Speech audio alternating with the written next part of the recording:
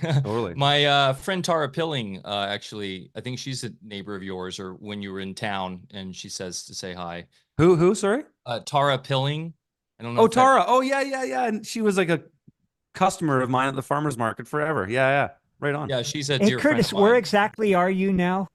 Well, I won't tell you exactly where I am publicly, but I Okay. am. I'll say I'm in southern BC, and Okay. yeah, That's close enough. yeah. I'll tell Cool. you guys in private where I am, but I just don't want people showing up to my homestead anymore because I used to have that problem. We have that happen ourselves. Yeah, I mean it's Literally, so coming back from a run to town, and there's someone like, "Hey, I traveled all the way from Oklahoma." yeah, You're not going it's to be like, flattering, but my wife sometimes gets a little shocked when somebody's knocking at the door at 7 in the morning. Thanks, sweetie. "Hey, we're And live, everybody. Give us a thumbs up if we sound good." I'm going to go ahead and hit record. We're with a fantastic show today with the great Curtis Stone. We're going to go deep into solutions. Here we go. Sorry, we're a little late. We're having a stimulating conversation behind the scenes about law and land and all the great stuff we're up to. So here we go. I'm going to hit record. Let's do it. And boom, we're back for another episode of Alfacast. I'm Mike Winner, and I'm here as always with the sagacious Dr. Bear Paul Lando, coming to you live and direct from the great state of Wait, what was? Jefferson. I haven't heard that one before. What was that? Did you say Sagacious. salacious? No, sagacious, like a stage, Oh, and sagacious. somebody Okay, who's that's better. That's smart and definitely better. judicious. I had to pull one out of the old dictionary there for you. Not, but You you had are the thesaurus salacious. out. You are salacious as well. We're here up on the Smith River, beautiful day here in winter. Curtis is making me jealous talking about already skiing and snowboarding. We're here with Curtis Stone up in Canada. We got to hit a little dry spell. We had a bunch of rain and then it dried up on us. And unfortunately, the mountains haven't opened yet. But I'm looking forward to getting on those slopes hopefully next week. And everything's great. We are fully a month in now, I believe, Bear, on a new private platform. If you haven't checked that out, please go to alfavedic.com/join-us and join us in the private as we leave Patreon and the technocratic systems for our own. You will autograph your name as a living man and woman and join us in the private. It's been phenomenal already with stimulating conversations. Bear is super active in there.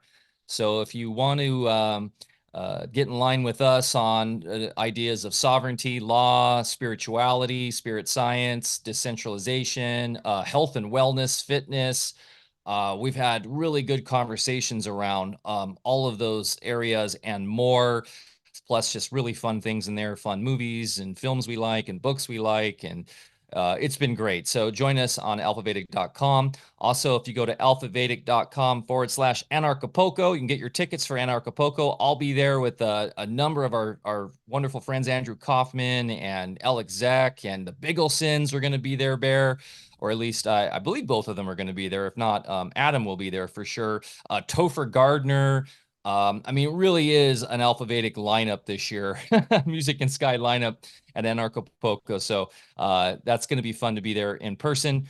And that's about all I got. On today's guest too, Curtis Stone has a phenomenal website, freedomfarmers.com, and we're promoting that for him as well. So please check that out. We'll explain more of what that is today. But if you go to alfavedic.com/freedomfarmers, you can join that platform and get assistance in finding land for your future homestead, which we're going to be going deep today. Bear, any other topics before I introduce our guest? No, we're getting ready to go down south to be with the kids and grandkids. So I'll be broadcasting live from Rincon Beach next week in our pre-Christmas episode. So that's going to be fun, maybe even dip my toes in the water. And I will also be at Anarchapulco virtually. I will be talking on the virtual stage because I do not fly these days. I try to avoid fist fights with the TSA, which would surely happen if I do try to fly. And So yeah, I'm bagging that, but it'll be good. I can be there anyway. I'm doing a presentation on alchemical herbal manufacturing and you know why it's really mostly spiritual practice as well as a mechanical medicine making practice. So that's going to be a fun one, but we're going to get it down into non-occulted language and just make it less mysterious and you know, because I believe we live in the age of alchemy and these kinds of practices that were only practiced by a select elite in the past is now opening up to you know, larger discussion, and including the back end of our new website. We've got a great little thread starting on alchemy, and we've got all sorts of folks that are chiming in, sharing their experiences. And I love the new site because I can go in there and maintain a continuity in a discussion thread and you know, bounce back and forth and have several discussions at once, whereas the Telegram was kind of Lord of the Flies there. And so anyway, this is a much preferable thing. So Mike, take it away. We want to hear from Curtis here. Curtis, awesome to have you here again, buddy. It's been a long time. We got a lot to talk about. So Mike, go for it. Let's do it. Yeah, and my remedy for TSA is Viagra and sweatpants. Bring the pat down. Cheap thrills. Yeah. Calling all gardeners, Sir-Thriving, the great transition with Curtis Stone. Calling all gardeners, farmers, entrepreneurs, and homesteaders. You know what, Bear, give me a second. My dog has decided to go crazy. Mine's barking in the back too, if you can hear. I was just about to go mute. So Curtis, it is indeed a pleasure to have you back. Oh, here we go. Yeah, always stoked to So- talk to you guys. Mike made quick work there of the dog. Calling all gardeners, farmers, entrepreneurs, and homesteaders. Alfacast friend Curtis Stone joins us today for a comprehensive tutorial on procuring, securing, and farming your own land. Curtis believes, as we do, that growing your own food is the ultimate expression of freedom. And to this end, created Freedom Farmers, and of course has his Liberty on the Land and From the Field sites as well for his media. Quote, the best way to become self-reliant is to learn the necessary skills and to surround yourself with others who are embarking on the same journey. At each of these sites, you'll at once realize that you are not alone in seeking the assistance and camaraderie of a like-minded community of folks following the same inner prompting to seek self-reliance in these tenuous times. Quote, we are a global community of like-minded farmers, gardeners, entrepreneurs, and homesteaders who are in this together. Make no mistake, these coming months will require greater resolve and equanimity in the face of uncertainty than ever before, but good fortune does indeed favor preparedness. And I do love the stress on entrepreneurship. I know Curtis has been very much involved with that since his urban farming moniker, helping people start their own businesses. And, you know, even in the farming world of people working for others or on large operations, the decentralized entrepreneurial spirit of market farming and CSAs and all that stuff has been a really good innovation in the last 10, 15, 20 years in farming. And thank you, Curtis, for being a pioneer and a leader in that space. Bear Lando, take it away, sir. Yeah. Hi, Curtis. Yeah, it's been too long not talking to you, but A couple of years at just least. getting ready for today. I got to review all your great work that you've done in the meantime since we last talked, and your new sites, and you know, just phenomenal. So we've got a lot to talk about, and especially, you know, living in these historical times, your message and, you know, what we're doing here ourselves is, you know, more critical than ever. So you become very masterful at finding available land, procuring it, and also understanding maybe how to hang on to it in the face of government syndicates trying to usurp your affairs and properties. And also, of course, once you're on the land, how do you grow things while you're there? So let's maybe start off with, since our audience is already very familiar with you, maybe start off with what you've been up to with your latest projects and then we'll just kind of let it flow from there. And we had a great episode discussion here into more matters of lawfare and that sort of thing. So we'll kind of get into the weeds in that too. But welcome, and thanks for making time for us today. Yeah, always a pleasure to talk to you guys. Yeah, it's been I think maybe it's even been 3 years since we've chatted. I don't know if I talked to you guys since I've been at my new property. I think it might have been before I moved here, actually. Was it? It was, Or yeah. yeah, I think it was in Yeah. my I didn't last time we talked, I was in my other passive solar greenhouse in Kelowna. Yeah, so I We were mean still dealing with mass hordes and all the nonsense of the craziness. Then I think that's it right. It was 2020. right in the shit of that stuff. Yeah, so I mean we've gone through there, we bought this 40-acre property in southern BC, fairly close to the US border, and it's a beautiful property. I got it for a steal of a deal because nobody knows how to read landscapes, and so I'm able to use my skill base to uh, see opportunities where others don't. And that's a big part of what I'm kind of doing lately, is kind of teaching people those skills and helping people get on the land. And we have a Homestead Accelerator program. If people go to freedomfarmers.com, they can learn all about that. But yeah, I'm 3 years into developing this property, and I'm in my office, which is connected to my passive solar greenhouse that we've done here. I built that before my house because that's how I roll. And we had a little cabin up here that came with this property that we're still living in right now. But our house, which is right over here, is at lockup stage. It's not finished. Hopefully we'll finish it next summer. And just been doing that. I've been doing construction basically for 3 years now, running heavy equipment. Of course, doing all the land work. We dug 2 ponds this summer, which was sweet. They're already mostly filled up in our skating rinks right now.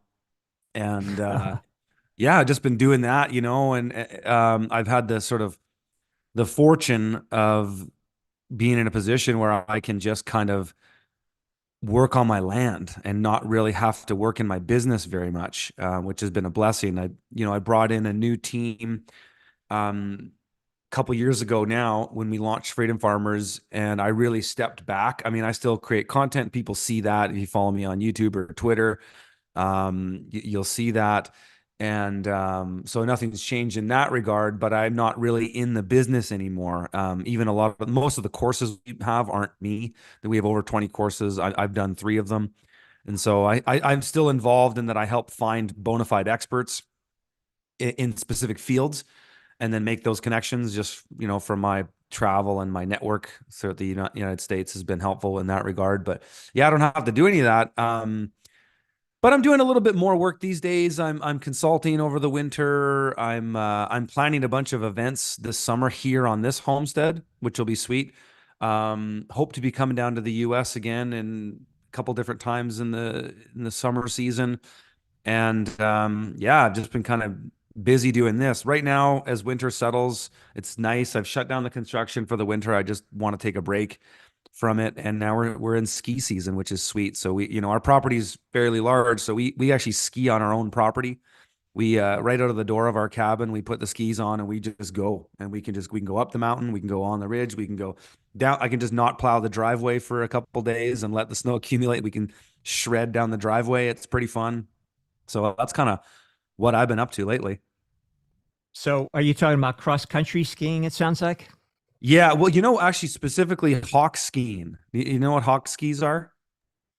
They're like No. a cross-country ski meets a snowshoe. They're basically a shorter cross-country ski that has they're almost like a cross-country ski meets a snowshoe meets what do you call it? A touring ski.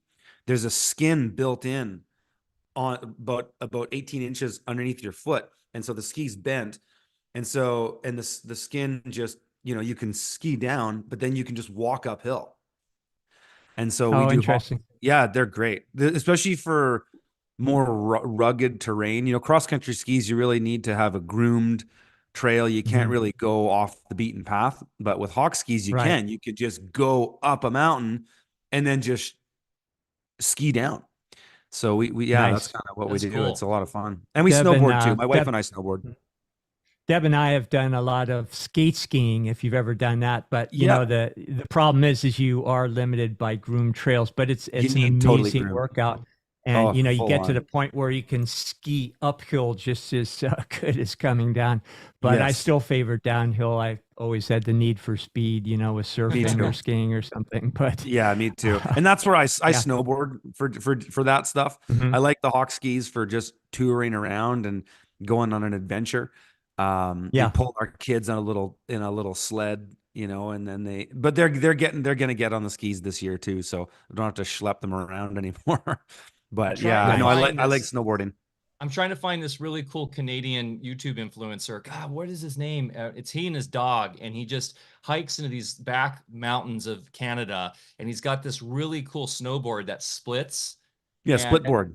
split Yeah, board, yeah. And those are so cool, man. And then the dude's just like in totally wild terrain, boarding down just like these amazing slopes with his dog running behind him, and then he'll skid across like alpine lakes on his board.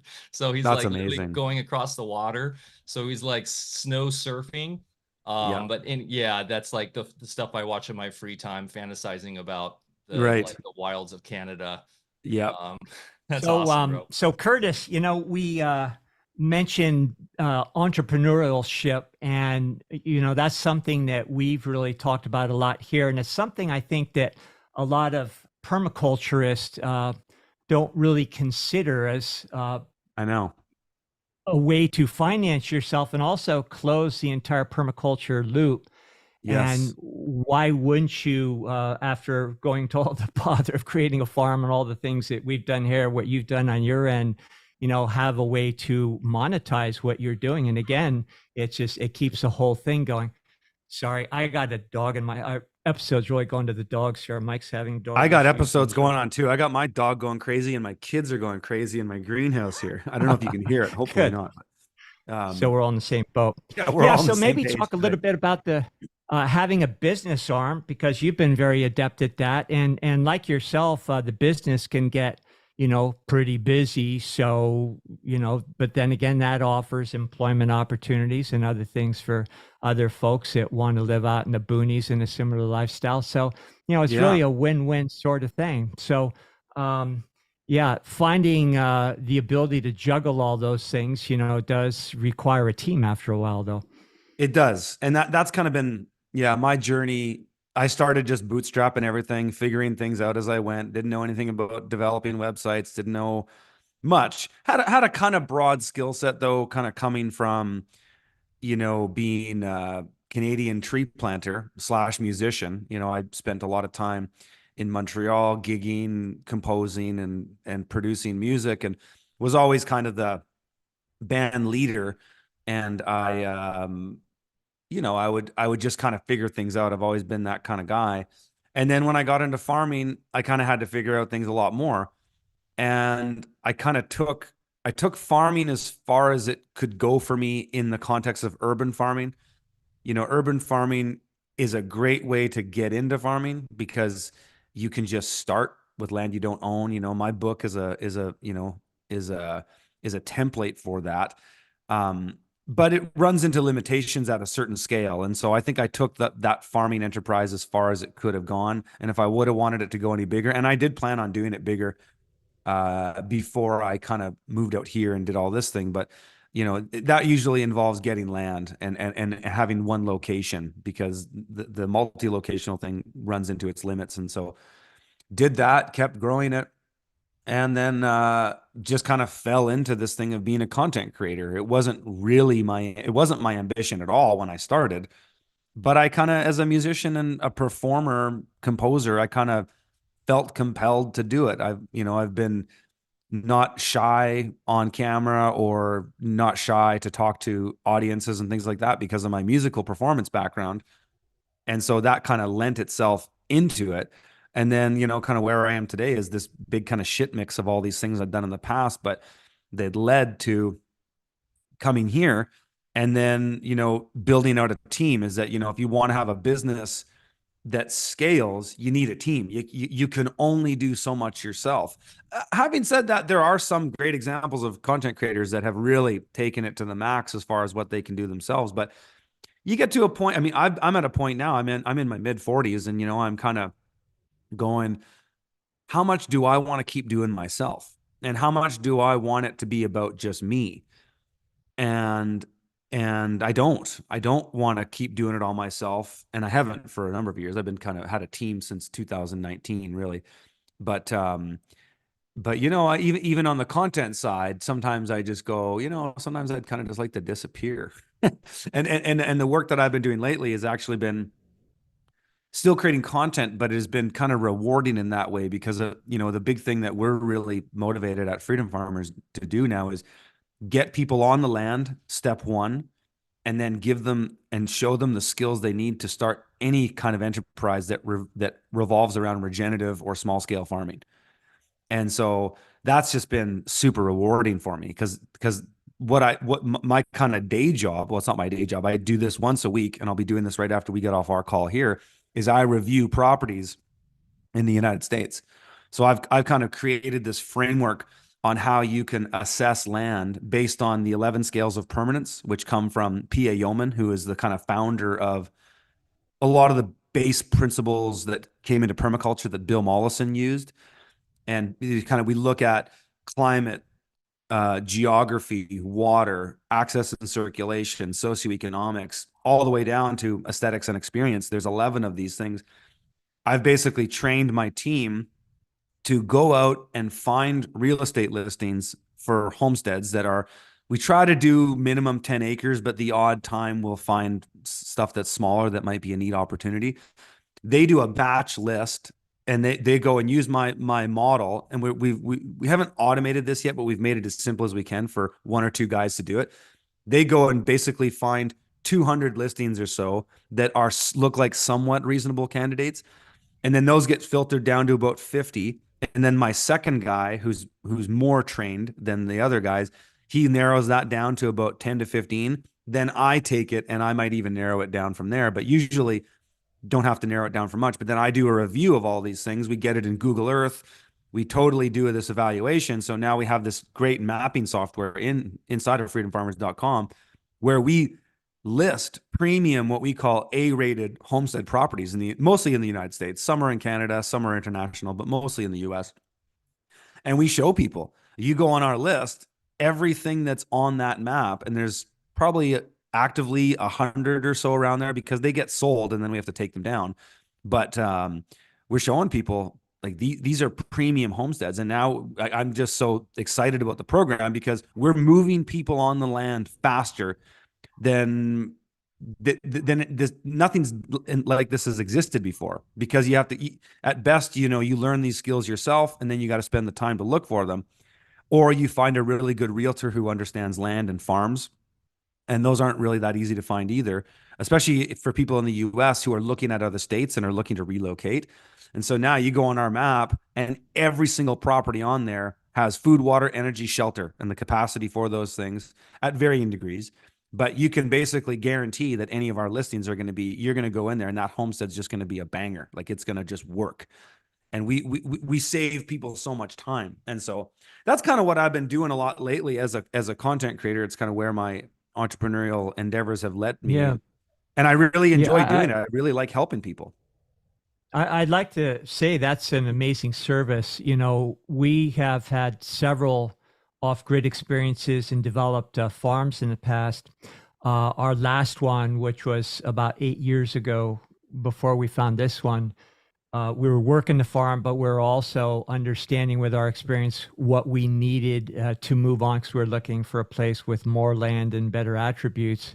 And because of our experience, we knew what to look for, but it still took us a good number of years searching all over the place in our spare time, trying to find this place. So what you're doing there is really invaluable, especially for folks that are hearing the call right now to get the heck out of Dodge. Exactly. And feeling the need to be more self-reliant. I don't think people have the time to go through the learning curve that I had to go through. And so amazing. And really that's the thing too, fantastic. Bear, is that, like you said, the time is ticking, but I believe the window of time to get on the land is going to get smaller and smaller and smaller. And right now in Canada, we are at the precipice of real estate apocalypse.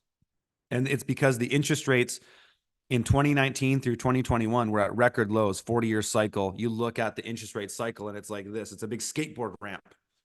Now it's going back up, and the valuations were the inverse of that. And so you had this kind of perfect storm in 2019 through 2021 where people were buying at the top of valuations but at the lowest interest rates. Now we're getting into this moment where the streams are crossing and it's a perfect storm. The big thing for Canada is that mortgages renegotiate the interest rate terms every 5 years. So you guys know the scam of mortgages and how that whole racket works. It's a scam in and of itself, but then you top in this thing where now you got to renegotiate your interest rate at the same valuation. It's ridiculous. So what's going to happen starting next year, and it's a mathematical certainty, unless the government comes in with big changes and slashes in interest rates, or they find a way to amortize these mortgages another 10, 20 years, which they might do that too. But if they don't do this, it's a mathematical certainty that Canadian real estate is going to shit the bed, and it's going to be a complete disaster. I hear on the street all the time, just people in my physical world, not even online, of going, I'm literally now paying double the mortgage payment that I was a year ago, going from 2,000 to 4,000.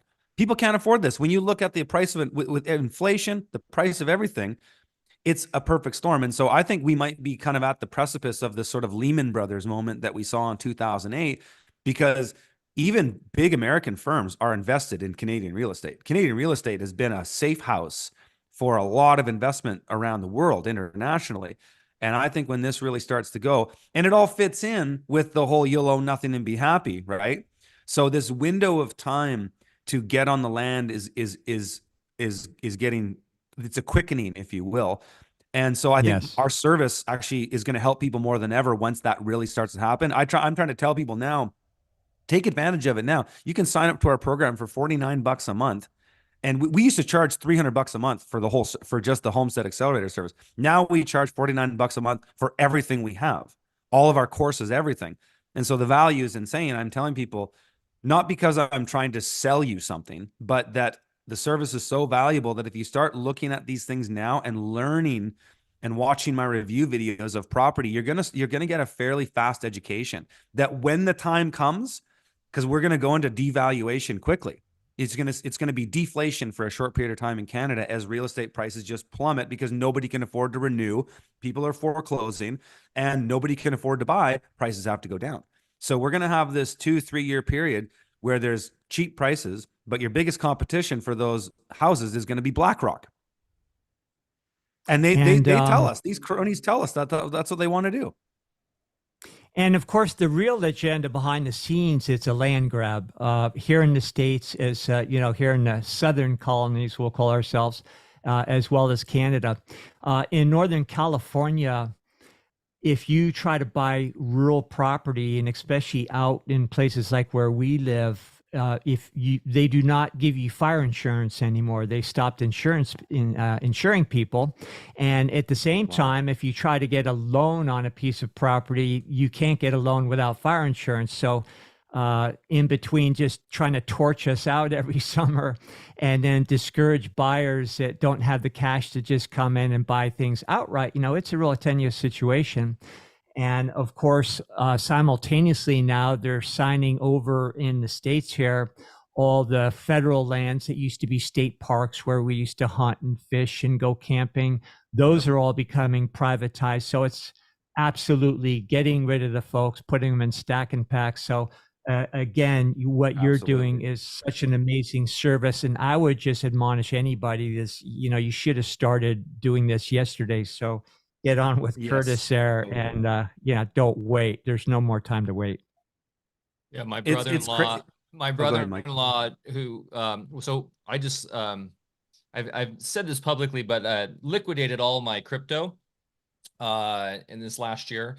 I just missed did that the newest high, but got it at pretty high, and Yeah. we purchased a second property out of necessity for my children, and they wanted to go back to school and all that. So, but that being said, we had to go through the whole mortgage nonsense again. And my brother-in-law is a mortgage broker, so he helped us out in a massive way. But he was telling me that This is the worst it's been since 2008 by far, except there's no inventory, there's no sales, and nobody's selling, and the interest rates are spiking. There's a debt, obviously, there's the whole credit crunch with the banking system. So it is the perfect storm. So you hear from a lot of these economists on YouTube saying it's the worst time to buy. But what I've been saying is it's the best time to buy because it may be the last time you can get in. It so, is. And the yeah. US has just different conditions. Like, I mean, I found some incredible properties in Northern California, and they're all busted up old dope growing operations, right? Because there's no money in that anymore. The government destroyed that industry. So when we've been finding properties in like areas like Humboldt County, Mendocino County, that are really nice and surprisingly cheap. 350 grand, 400 grand can get you a fairly decent home on 30, 40 acres in some of those Northern California mountains, zone 8 or, zone 9 sometimes. Beautiful areas for relatively cheap. But then, the question is, do you want to move there? I mean, in the United States right now, the biggest opportunity I'm seeing is in the state of Kentucky. It's unreal. I mean, every week, and I'm looking at my list right here. We're finding these kind of old Amish properties because the Amish are crushing right now. I don't know if you know this, but the Amish in the United States are crushing. They're probably the fastest growing demographic that's at least somewhat native to the United States, besides the tens of thousands of migrants that are pouring across the border. But the Amish are doing very well, and they're going up. So they're selling their 10 to 50 acre homesteads and then buying 300 acres, which is hard to do. But these Amish are so conservative with their money that they can actually afford to do that. But I mean, I look at properties every week in Kentucky that are 300 grand for, 10, 15, 20, sometimes 30 acres. Amish home, so you might have to do some electrical upgrades and stuff, but they often leave their basements open in the floor, so you can actually do that fairly easily. And some of them have electricity, but you can get these incredible, basically turnkey regenerative homesteads at very affordable rates. And I'm talking in nice areas too, nice rural, somewhat peri-urban. All your neighbors are Amish, pretty good neighbors to have in tough times. Seeing similar things in Arkansas, a little bit in Oklahoma. Missouri is a lot of opportunity in Missouri too. But yeah, there's varying opportunities in the US as the economies kind of shift. Like, you can't really find anything good in the Southwest. It's very, very difficult. Arizona, New Mexico, Utah, Southern California, forget about it. Even Idaho, which is more in the Northwest. Idaho, Washington State are really difficult too. But the southeast of the US it's just insane. And going as high as Kentucky, sometimes even Pennsylvania, which is a nice climate. It's that temperate region of the United States. Very mild, lots of water. As long as you're out of the main population areas, you can find some pretty good places to bug out. The US is mostly concentrated on the eastern seaboard. You look at a population map, it's pretty dense over there. But the topography in the US in there is quite diverse. So you can be separated by mountains, the Mississippi River, all kinds of, geographical features that will keep you away from the starving hordes as they pour out of the metropolitan nightmare hellhole cities. You can still tuck away, you can still find places. I mean, Tennessee's getting hard to find places in because everybody wanted to move there. Florida, forget about it. Texas, really hard. Sometimes we find nice places in northeastern Texas, but getting harder and harder. But it is, what I'm witnessing, because we've been running this program for about 8 months now. We started it, I think it was in April. What I am seeing is there is becoming less available. It's actually getting harder for us to find really, really incredible value. When we started the program, we were finding insane properties all the time, especially even in Tennessee, which is where a lot of people want to go, especially, Eastern Tennessee. But now it's getting harder. And so now it's kind of going into these spillover states, like finding good places in Arkansas, Alabama, Kentucky, Missouri for sure. Lots of good places. And Oklahoma, good places. But the whole West is just very difficult to find places. There's less inventory, less people, and there's more competition for those places too. Yeah. So now that we find our land, how do we hang on to it? And I know you do a lot of work up in Canada. Now we have different criminal syndicates running our governments, and they're all up to the same thing. But there are differences as far as like down here, we talk a lot about land patents. We've had workshops here at the farm with people like Ron Gibson teaching the land patent process, and it's totally legit. So how doable is that up in Canada? And do you know many people also down here in the southern part of the world that are doing it successfully in the States?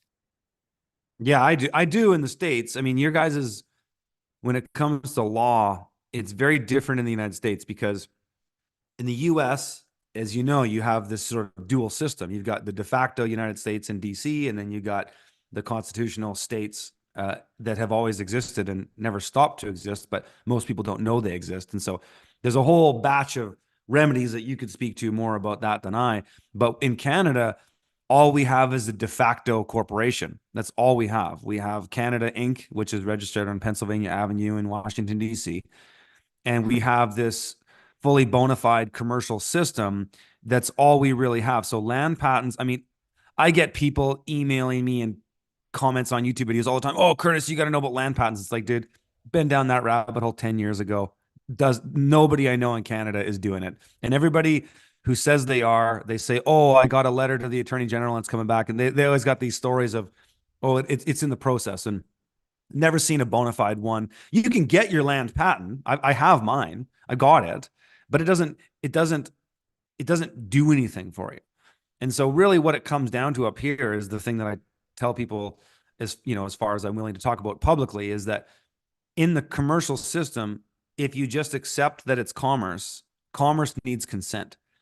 And you just operate within that space and you read the statutes. And unfortunately, it means doing a little bit more legwork because you have to understand what you're doing. But it works. And the reason it works up here is because there's way less people. So Canada is so much more rural than the United States. Just look at a map. It's just green, right? It's just trees, huge amounts of trees. You know, all of our farms are concentrated in the prairies, you know, mostly in Alberta, as far as large scale ag. Manitoba and Saskatchewan too, just those climates aren't as nice. Southern Ontario has a lot of farming as well. So does the lower mainland and British Columbia, but and parts all over. But Canada is so rural. And so what I say to people when you try to think about things in terms of finding, my biggest thing is three things: freedom, liberty, prosperity. Those three kind of exclusive in their own way, have their own meanings. But really what it comes down to, putting away all the law stuff, all of that, is understanding the dichotomy of freedom and living urban or rurally. And so I've done this picture. I shared it on Twitter not too long ago, where I showed a scale of freedom from dependency to sovereignty.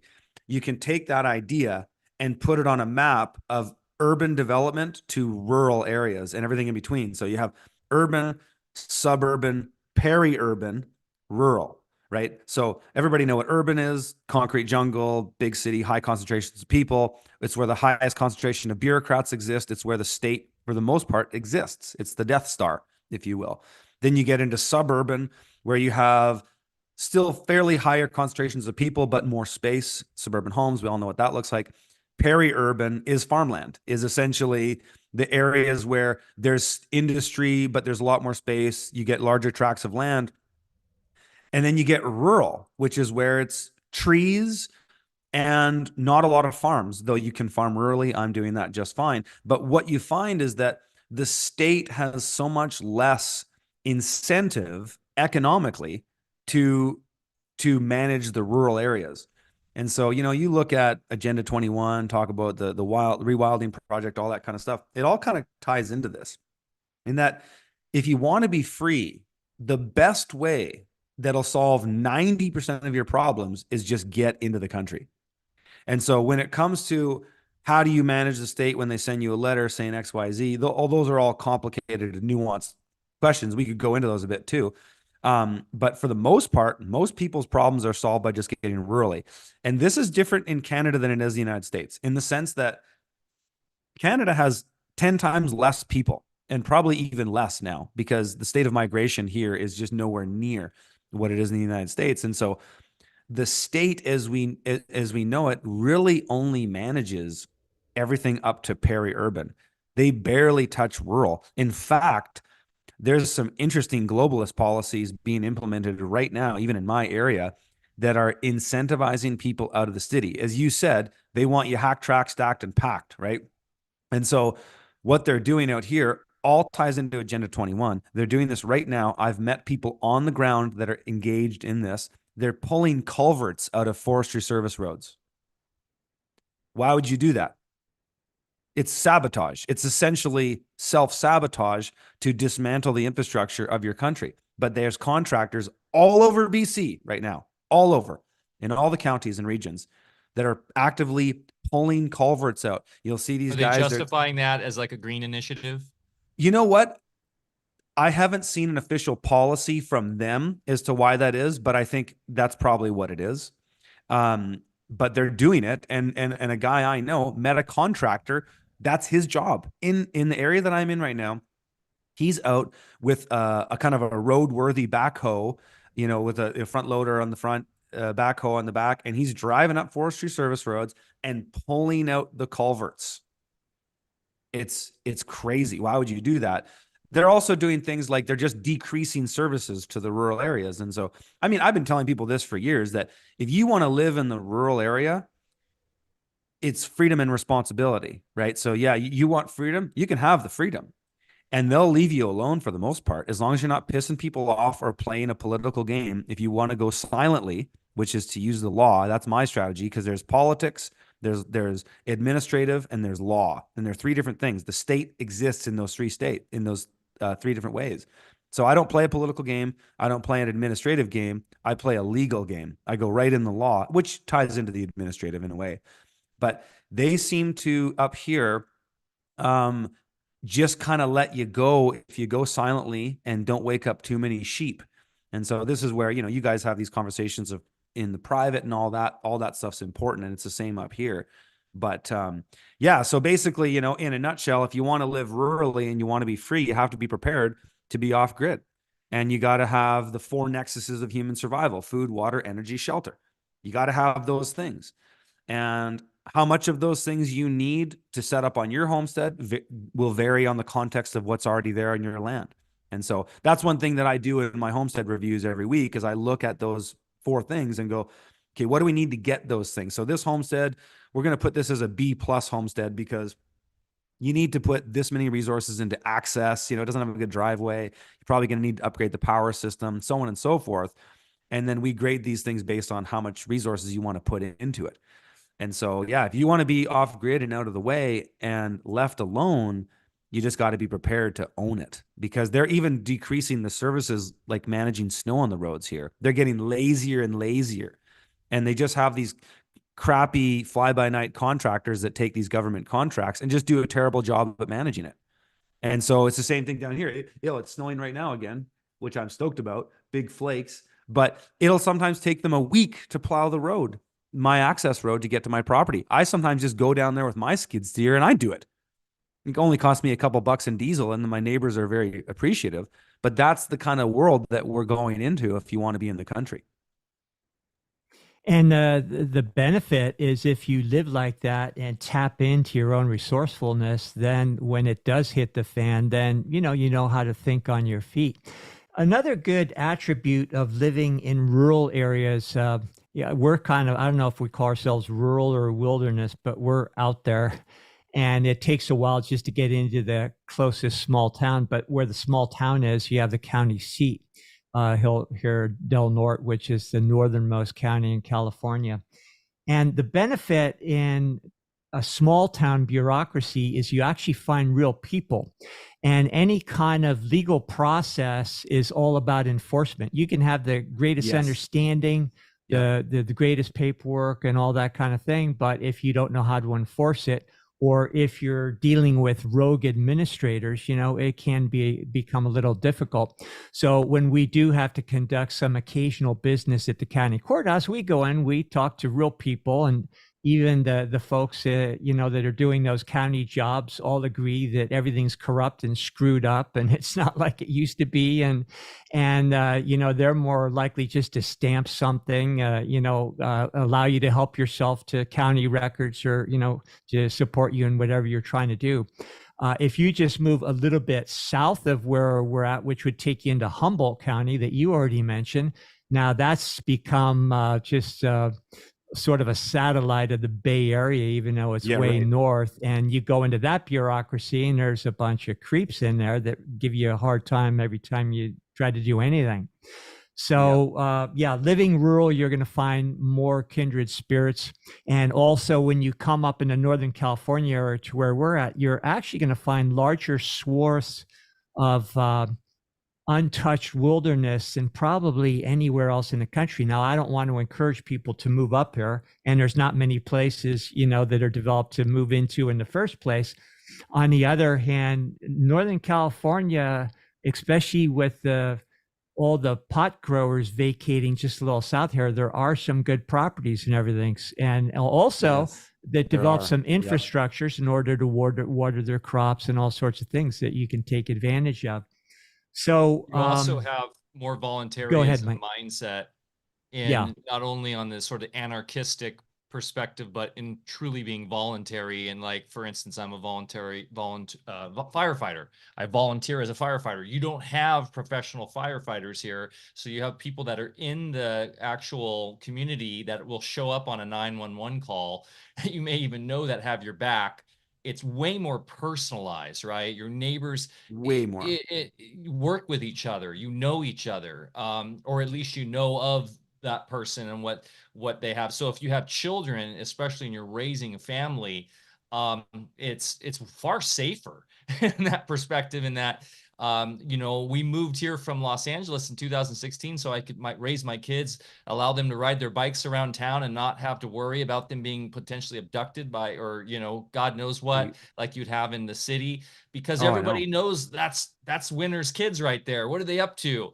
So there is a camaraderie amongst your neighbors typically. And if you do have issues, you take care of it yourself usually. You don't bring bureaucracy into the fold. It really is more about being human and also taking care of yourself. So yeah, I've been saying this for years now. Get out of the cities. Really, the time is now more than ever. It was yesterday. Yeah. Yeah. And another Curtis, bonus about where Go ahead, another bonus about where we live is we're all strapped. So you don't want to walk into somebody's private property. Trust me. Yeah, totally. Well, I was just going to say, you were talking about the real estate apocalypse in Canada, but there's so much property there. Yeah, a lot of it's cold tundra, but right, like if you have the ability to survive the winter up in the north of where you are, there's just millions of acres of opportunities. They're not. Oh, it's amazing. I mean, realistically though, the real estate isn't that good. I would say draw a band 500 miles from the US border straight north, and that's pretty much where everybody lives. And then going much beyond that, you're getting into zone 3. There are microclimates. Like in British Columbia, there's so many microclimates. So British Columbia, you can actually live quite a bit further north and still be in a zone 5 even, and even get into some temperate regions and stuff like that. BC is really cool that way. But yeah, no, absolutely. There's less competition for the land. There's less people. And I'll tell you what, my biggest risk, in the sense of the thing that I'm concerned most about in terms of assessing risk with the SHTF, as we say it, is not the state. It's not the economy. It's people. Because the starving masses are what is going to be the thing that causes the most amount of chaos. I mean, just look at, did you see that new Netflix movie that the Obamas produced that everybody's talking about? You know, Oh yeah. these sort of situations that they're predictive I heard programming us about it. for, and they've been predictive programming this for years. But They that's have where they want a it to go Civil War because film. Did you see the one? There's a American Civil War film coming out. that one's coming It's out now too. Yeah, in yeah. I haven't summer. seen that one yet, but I did watch the Leave the World Behind one, and so the New World Order are lazy. You know, they want the people to enslave themselves. They want the people to kill themselves. They want to do the least amount of work and deploy the least amount of resources. So you can kind of bank on that. And so the great thing about Canada is that, I mean, for a guy like me, I've had many opportunities to live in the United States. I could live down there and work down there and do all that, no problem. But the thing is that in Canada is just so much less people that, and a winter, you know, you combine that with a good winter, and I like winter because I like outdoor sports. Um, it's actually pretty sweet because if we think about a proverbial event, you know, of the shit hitting the fan, and you know, there's only 3 days of food in grocery stores in the world. That's pretty much the industrial average in the industrial nations. Um, that is going to be pandemonium for 2 weeks. It's going to be absolute pandemonium if that continues. And so you don't want to be near any metropolitan areas. You don't want to be near any major highways. You don't want to have your property visible by major roads and things like that. You will be able to just duck out. Um, and there's so many less people up here. And the winter is also makes it tough because people in a tough scenario like that really only have one tank of gas in their car. So they can only go maybe 4, 5, 6 hours outside of a major metropolitan area until they run out of gas. And then it's the proverbial scene of the people gridlocked on the highway, not getting anywhere. In wintertime, that's a tough scenario. In Tennessee, Georgia, places like that, yeah, you could survive for quite a while, but you'll be fighting with a lot of people. Whereas up here, and this is why I've chosen to stay here, is that we can kind of just hunker down and just let the dust settle. And I could not go into town for years, literally. We've set ourselves up that way: food, water, energy, shelter, and have achieved somewhat of a level of sovereignty on all those things that I produce those things myself. I can replicate those things, and now I'm training, you know, my kids, of course, are little gardeners, learning all these things as we go. And so that's kind of what I like about these really rural areas. You know, there's many parts of the United States are like that too. But yeah, that's my biggest risk factor when I'm thinking about what happens when this event happens, however it's going to go, whether it's a cyber attack that they blame on Russia or North Korea, who knows? It doesn't matter. It's that when people are desperate and they're mobilized and you know, you're dealing with a guy who's got two starving children, and he's willing to do anything it takes to feed his kids, and bless him. You know, but I just don't want to be on the wrong side of that guy. I don't want to see that guy. And if anybody wonders what it will be like, understand that Venezuela is a beta test, or was a beta test. And within 10 days, they were selling human meat on the open market because people were so hungry.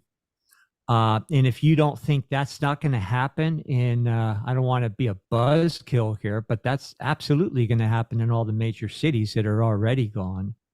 And with all this being said, I'd also encourage everybody in California to move to Canada as quickly as possible. I was going to say not just the major cities, but most of humanity now lives in the suburbs. And the suburbs are almost worse because it's literally tract housing with shopping malls. And some of the cities have like urban farms, and you know, they have like little garden patches and stuff, where suburban people, it's lawns, soccer moms, and grocery stores, and not much food production going on. People are almost, you know, they're less hip to it in a weird way because they're so busy keeping up with the Joneses. Where when I lived in the city, actually, we at least had like some cool little urban garden plots around us. So, and they become more vacant in ways too, where everyone's moved out to the suburbs. So it's way beyond just cities. We're talking about a massive apocalypse here. It's crazy. People are absolutely useless. The average person is absolutely useless, whether they're in the suburbs or the city. What I would say to the suburbs, though, it's always the devil's in the details. It depends on which suburb and where, you know. Um, but I would say that I think I'd push back on you a little bit in the sense that I think the suburbs overall have a better chance of getting through, especially if you can get together with your neighbors and kind of wall yourself in. At least there's land. You know, David Holmgren, the co-author of Permaculture, wrote a great book called Retro Suburbia. He actually used a lot of my work in that, referenced it in that book. But there are, you know, when you look at a standardized home, and this was a big thesis of my original work with urban farming, is I wasn't really urban farming. You know, people kind of pushed on me a little bit for saying, using that word. Yeah, maybe in retrospect I could have called it myself the suburban farmer. It just didn't sound as cool, so I called myself the urban farmer. But my farming really was suburban farming, really, because real urban farming is really difficult to do. It's quite resource intensive because you have to bring everything in. The soil's not good, and you know your resources are so centralized. But in a suburban scenario, the average home in North America has got about 2,000 square feet of lawn, has at least a single or two-car garage, you know, has got a back porch area that could be used as a nursery. There's already a lot of infrastructure there, turnkey, that could be repurposed in a more holistic context. Whereas if you're living in an apartment and your only green space is that shared 1,000 square foot plot, maybe there's like 2 garden boxes there as a virtue signal, but none of that's really going to do much. And you know, this is why I kind of came out 3 years ago and just told people I no longer suggest urban farming. Like I stand by my work. I stand by my everything I've done. I think it's all valuable, but I would just say take my work and apply it to a more rural context, because my book still works in all of that. The same methods, bio-intensive methods, all are relevant.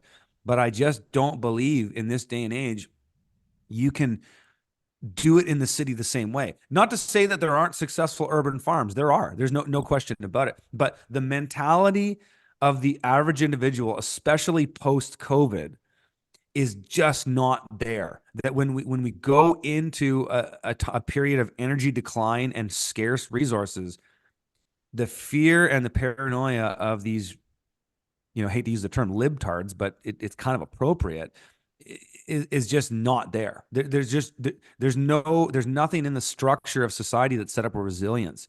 At least in the suburbs, you know, people have garages that are working on their vehicles and stuff like that. There's a little bit more stuff. But again, it depends on what you're talking about. If you're talking about the suburbs surrounding Los Angeles, forget about it, you know? But if you're thinking about maybe the suburbs surrounding a town like Nashville, you might find a slightly different attitude, and you might find allies a bit more. But, you know, it's always in the details of where exactly. Yeah, at Well, least there they have were more some. resources. I agree. I was just gonna say it's the mindset, right? It's this mindset that we're have to tackle, and it's just a more of a mind opener as I travel. I've been traveling more just to see the vast suburban wastelands that have tracked across this country, and I'm sure in Canada. And it's like my only point was it's way more than the cities. It's like 75% of humanity, right? It It's like, is, and wow. especially the big cities. Even here in Canada, there's parts of suburbs that I would say, yeah, I would agree with you. I mean, thinking about the suburbs that surround Calgary in Alberta, it's just cookie cutter, and it's exactly what you talked about, keeping up with the Joneses. The climate in Calgary also sucks. It's terrible for growing in general. And so there are those exceptions, but then you can look at some other suburban places and go, oh yeah, you know, this type of place might be a bit better suited to a retrofit in sort of David Holmgren's thesis in that book. It's a great book if people haven't read that, Retro Suburbia. It's amazing. It's really real solutions on how you could repurpose it, and they're all good ideas. But those ideas only have value in a proactive approach, not in a reactive approach, right? So Needs to happen now. yeah, 10 if years you want to ago. retro your suburban town, you should have done it yesterday. Because when the shit hits the fan, if you're trying to gather all your, you know, suburban friends to start suburban farms and cooperatively managing resources and things like that, people are, their first priority is, well, you have more stuff than I do, and my kids are starving, so you're target. And so I would say, you know, all those ideas are great in placed in the proper time. And I think we're getting further and further away from that as this economic mathematical certainty seems to unfold. And you also made an important point in that people are the biggest problem. And in those more congested areas of, you know, normies, whatever we want to call them, the biggest reactive, dangerous reactive phase they'll go through is just emotionally, because they will be waiting for somebody to save them. They'll be in disbelief that this could actually happen to them. They'll Exactly. feel entitled to help themselves to your stuff. So you Yes. really need resilient folks around you. And what do you think is the success rate of people? And it's kind of a nebulous question, but you know, say if somebody's realizing, hey, I've got too much to do in a short time span, so let's get together with other like-minded people. Have you seen many community sort of groups make a go of it? One group I really love is I have. go ahead. Yeah. I mean, I saw a lot during COVID. I saw a lot Mhm. of people kind of either doing cooperative land buys or just orientating themselves into areas where there was other like-minded people. Definitely saw that. I mean, the pressure test or the stress test we have yet to see, right? And so we'll, you know, that has yet to be fully realized, I think. But no, I think, yeah, people are doing that, not fast enough, in my opinion, not radically enough. I think even within our sort of umbrella of a general community of, say, people in the freedom space that are interested in permaculture and self-reliance and things like that, call it the kind of self-reliance umbrella, there's still a lot of just disbelief in it. And I think what you said really hit the nail on the head, in that there's gonna, when this starts to unfold, all the woke stuff, all that stuff's gonna disappear. When it comes to starvation, uh, the incentives are going to completely change. But I think what you said is totally prophetic, in the sense that, let's say the average person can somehow squeak out 7 days of survival without any skills. Like, so you're some urban liberal, you maybe got a number of days of groceries in your apartment. Maybe the water service doesn't get turned off right away. Somehow you're able to kind of scratch through. It won't be till day 7 that most people realize, holy shit, I better do something about this now. And it'll be too late, because then everybody will be desperate at the same time. And so what I've been kind of working on, this thesis of a matrix of a state of liberty, and it's a sliding scale. And so a lot of people in the off-grid and prepper space have this sort of all or nothing mentality of, you're either off-grid or you're not. It's either 0 to 1. But what I've kind of been working on, this is going to be the subject of a book that I'm kind of starting to put together, is that there's this whole mindset of dependency to sovereignty. And it's a multifaceted scale in between. And so you can take all the metrics that you need to live, starting at the basics: food, water, energy, shelter.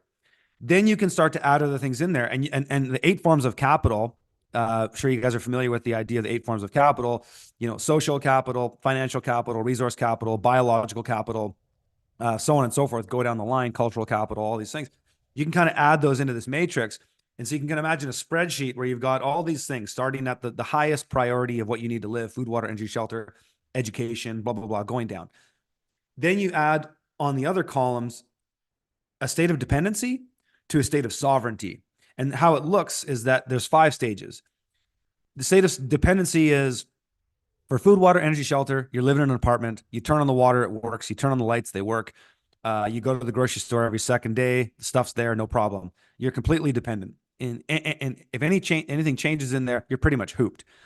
Then you can move to a state of less dependency. So now you start thinking about, okay, what can I do to build a surplus or a buffer? Okay, then you start thinking, okay, water. Let's have at least a couple 100 gallons of water stored in the house in case the water turns off. Let's have let's start with 7 days of food. Let's get that sorted. Then let's move to 30 days of food, so on and so forth. Go all the way down the line with energy. You got a backup generator, a small gas power generator with some, stored premium boat gas, something like that. So then you go to less dependency. Then you go to a state of security where now you're going, okay, for water, maybe a little bit of rainwater catchment on the house, got a, 1,000-liter IBC tote that can capture some of that. Got some more stored water in the house. For food, got 30 days, maybe getting up to 3 months. Go down the line. Then you get to a state of resilience where now you're talking, okay, got another source of water, or I can store more of it. Maybe we dug a little pit well in the backyard, a little anarchist job, didn't ask permission, but just did it. Then you're growing some food, you're doing some stuff like that. Then you go to a state of sovereignty where you have multiple sources, the system self-replicates, and you have a diversity of options no matter what. So you've got all those things, but it's kind of getting people's head from a first principles standpoint, thinking about how do you go from that state of dependency to a state of sovereignty, and then what's everything in between. And so I've been kind of building out this matrix of all of these things to get us there. And I want people to look at that and use it as sort of a point of hope, in that it isn't just this all or none thing. You can watch all these prepper videos on YouTube. You can go down this rabbit hole, get really paranoid and pissed off, and then feel helpless because you feel like you have so far to go. But if you can go, okay, step one is get to a state of less dependency. Step one. Step two, get to a state of security.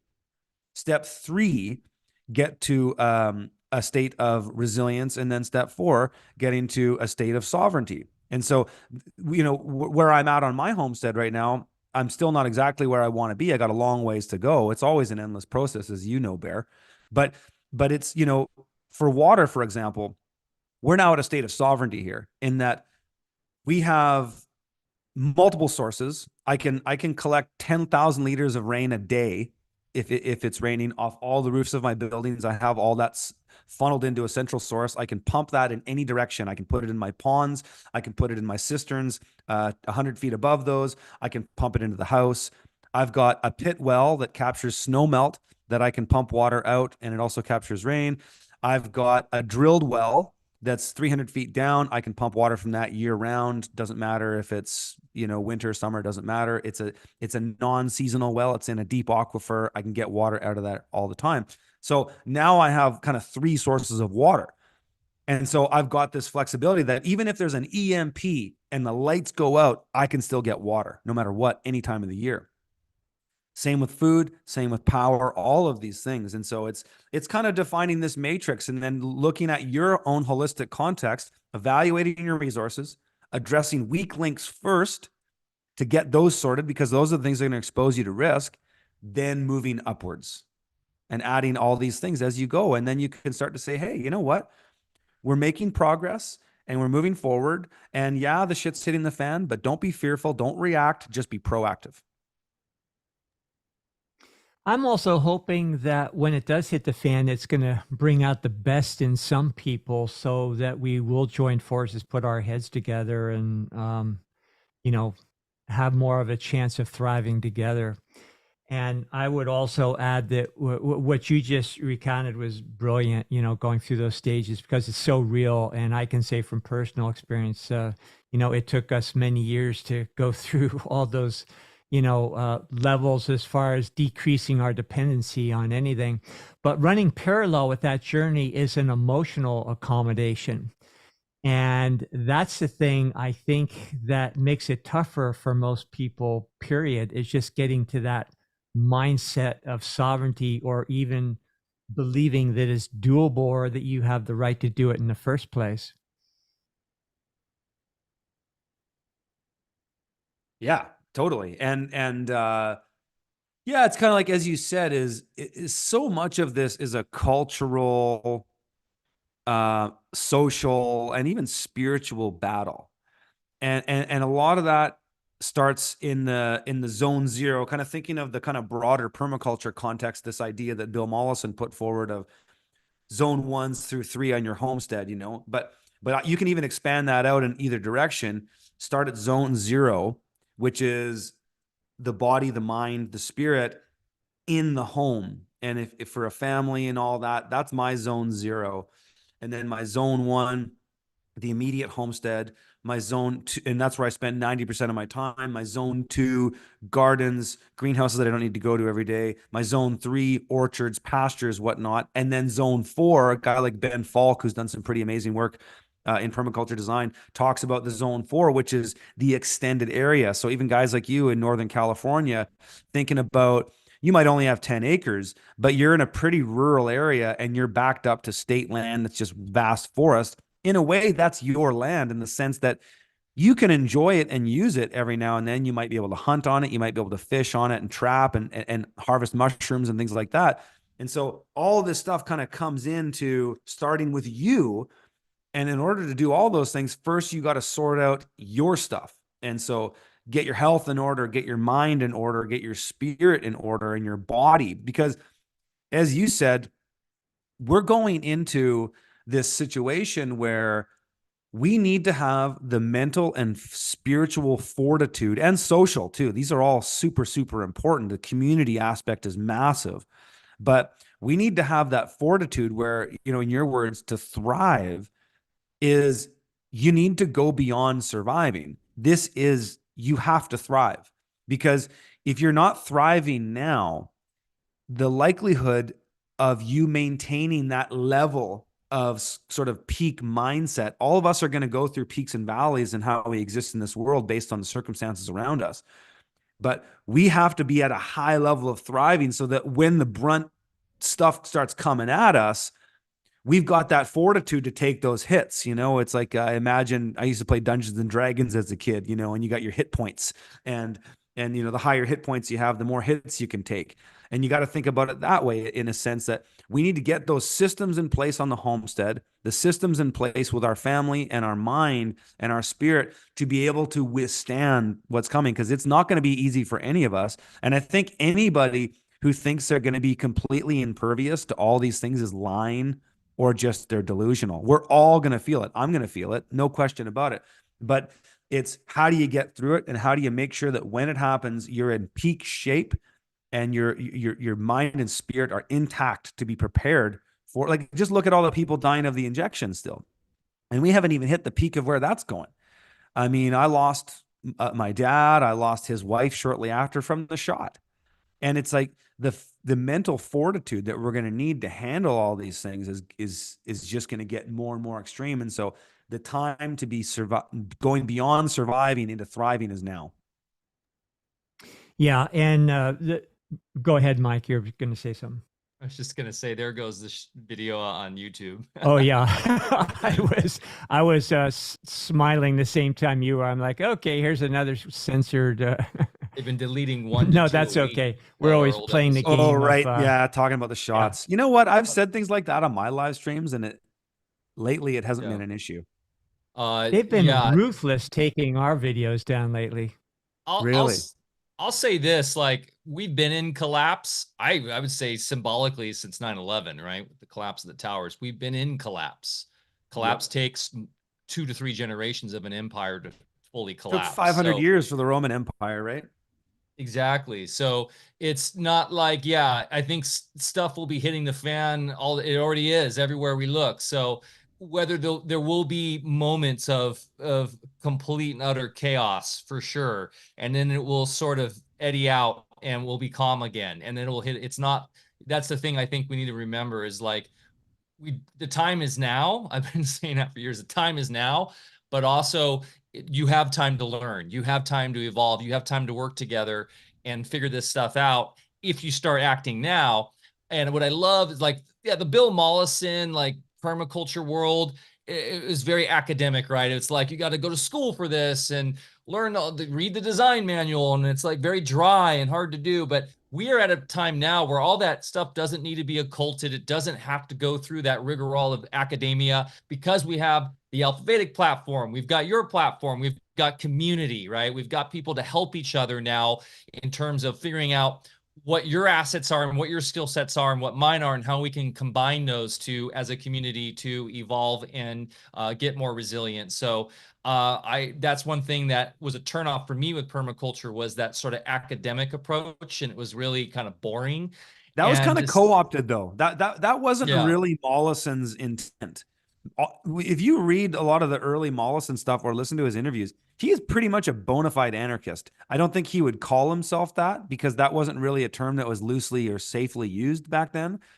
But when you look at the way he talked about things, and I think he was a total anarchist. I think just like anything, things have a tendency to get co-opted by the acolytes. oh, for And, sure. you The know, I priest think class, that's the what priest happened. crowds. Yeah, like the whole thing with the PDC and having to do all that, in my opinion, is kind of silly. I've never really liked it. I never did a PDC. I just read the material and practiced. What do I need to go do a PDC for? But it was a way to get people in. And I don't have any ill will towards that. I've gotten to know a lot of the great thinkers in permaculture over the years, like Jeff Lawton, and had conversations with David Holmgren and Joel Salatin, of course. And a lot of these guys are they just kind of try to put these ideas out in open source. And when you do that, there's always a risk that there's this class of acolytes that come up, Yeah. and change it. And so I think that's what happened with permaculture. But people don't have to get hung up on that, the ideology of that. They can just look at the practical things and apply them in their own context. Yeah, I would with like what Mike said, seek out private training, and like what you're doing, like what we're doing at Alfa Vedic. I did the permaculture certification at Oregon State University, and it's kind of a waste of my time. I already had a lot of farming and life experience to begin with, and everybody's assigned a supervisor, of course, through the certification. They oversee all your work and everything. And I had this woke girl in her 20s, up in Oregon there that was overseeing mine, and she's constantly trying to instruct me what to do. And I'm like, I'm on the land here. Yeah. I know what to do. What you're telling me to do isn't going to work. Yeah. And, it's just what Mike said. It's just overly academic. There's some good people involved. And then, of course, those places like Oregon State are all in bed with the Monsantos and everybody else, and USDA. teaching you how to use pesticides safely and GMOs safely. Yeah. And it's so woke too. It's definitely been usurped. But that being said, we talked a little bit beforehand about legal processes. And I know we've already mentioned on air here about land patents and possibly commercial sort of contractual remedies, up in Canada that might work. We also were talking a little bit about changing personal status and so forth, just to augment, everything that you might do on your land afterward. Now, I have personal beliefs that window is closed too. When it does hit the fan, and when, not if, then those folks that are doing the wet work, the administrators at the county level and all the code enforcers and the people that have made people's lives misery, they're going to be home tending to their own affairs, just with their own survival. So that's a good point. We get a lot of questions about, okay, this lawfare stuff. Should I change my status? Should I do this or that? And I'm like, well, that was a great thing I went through. I learned a lot. I was able to understand, wow, this really is a criminal syndicate that we're dealing with. That's all good knowledge to have. But at this point, do you think there's still time or that it's actually useful in any way to go through those legal processes rather than just getting your affairs together on the land? It's a good question. I think it just depends where we're talking about, because it's different. And I don't fully understand the American experience because I'm not there. And I am familiar with what you're talking about. I know people that have done status correction in the United States. It doesn't work the same in Canada. It's kind of, some people say it does, but when you ask them if they've done it, they're kind of like, oh, I've got a letter here and there and I'm waiting. And it's like, nobody's really done it. So I think there is, in the sense that, like, what you actually kind of talked about there is actually really bang on, in the sense that when it comes time to the point where the administrators are too busy looking after their own affairs, none of it will matter anyways. Really, these processes are only necessary when times are good. And I'd say times are still good in that sense. And so I would say, yeah, I mean, here in Canada, absolutely understanding how to navigate the law and find remedy. The thing that that's great about up here is that we have this system where remedy seems to be easier to find in the statutes than it is in the United States. That's at least just my observation. And it could be biased because my knowledge up here is 1,000 times what it is down there. And I've read hundreds, if not thousands of statutes myself, and always have been able to find a remedy in the code. My theory on that is that it just comes down to equity, is that we have in British Columbia here called the Law and Equity Act, and there's a similar act in all provinces of Canada. And it basically stipulates that equity is the foundation of the legal system in Canada, and all codes are written through the lens of equity. And if you go into the maxims of equity and you find that every code has to have a remedy, that's just baked into the system. They put backdoors and everything. And I think that's probably why I'm kind of theorizing here, just based on my observations over the years, is why Canada has been a bit of a gravy train for billionaires for a long time. Like, we have our own Epstein Island here. It was called the Picton Farm, and the big child sex trafficking place. You can just go murder hookers and do, terrible things like that. Is that I think the billionaire class have known that Canada, if you understand what Canada is and how that works, that you can get fairly easy remedy, just because there's just less infrastructure here. There's less people asking questions. And these cronies all seem to get away with it. So I think I would say, yeah. In short, to your question, I think yes. At this point, still yes. And as it pertains to how to protect your land and all that, those patents don't work here, at least from what I've seen. And I'm friends with a lot of people that know more than I do, Cal Washington, Dean Clifford, guys like this, that what it just comes down to is just navigating the commercial space, and then and the basic understanding that if everything's commerce and everything's money, in order to do business, one must have consent and full disclosure. And so from a base principle standpoint, that's just been my approach to dealing with these things, is that, hey, anytime the government comes at you with something, it's an offer to contract, it's an offer to do commerce. And so if you understand some basic, articles in international law, Article 8 on the International Covenant on Civil and Political Rights stipulates that no person is obligated to perform without compensation. If you understand that from a foundational standpoint, and you understand who and what you are, you're just this commercial person vessel, but you still need to have consent in order to do commerce, that you can use that foundationally. And then the whole person name game doesn't really matter anymore, because they can't just railroad you. They don't. And don't get me wrong. I don't have this crystal ball and say, oh, I have access to every legal scenario that's ever happened in Canada, because somebody comes along and says, well, I know this and this and this. And it's like, well, I don't know the details of that case. I can't comment on that. But just from my own observation, and having spent many years mentoring with people like Cal, and getting a really boiled down education on what's worked and what doesn't, and then I've literally had nothing but success in my experience with the law. Nothing but success. I've never had a thing not work. It's just because from going back to first principles, it seems to me that, number one, you can't get in trouble for sending a letter. You'd probably agree with that. You send a letter in response, you can't get in trouble for sending a letter. You can make all kinds of claims and demands, and you can screw it up if you want. And then number two, you can always correct the record. So in commercial law, you can always correct the record. And so if you screwed up on the first letter and you got a response that didn't look good, write another one and try again. Every time the letter comes, they reset the clock. So if the letter comes with a tacit agreement saying 21 days to respond, otherwise X, Y, Z, you send a letter, and now you reset the clock. And if you accepted the conditions conditionally, if you accepted things conditionally, you reset the clock, they come back, you can kick down the can down the road forever.